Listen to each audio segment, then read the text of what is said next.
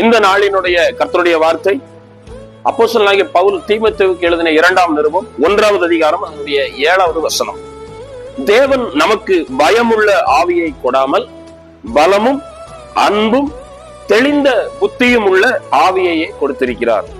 தேவன் நமக்கு பயமுள்ள ஆவியை கொடுக்கவில்லை. எனவே நாம் பயப்பட வேண்டாம். நாம் பயப்படக்கூடியவர்கள் அல்ல. எல்லா பயங்களும் நம்மை விட்டு மாறட்டும். கர்த்தர் நமக்கு தந்திருக்கிற ஆவி பயமுள்ள ஆவி அல்ல, அது பலமுள்ள ஆவி. எல்லா காரியத்திலையும் அது நமக்கு பலனை தரக்கூடிய பலமுள்ள ஆவி.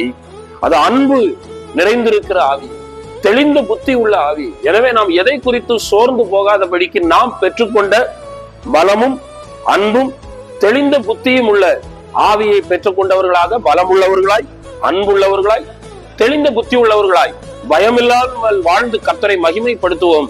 கர்த்தர் நம்மை இந்த வார்த்தைகளினால் ஆசீர்வதிப்பாராக. ஆமென்.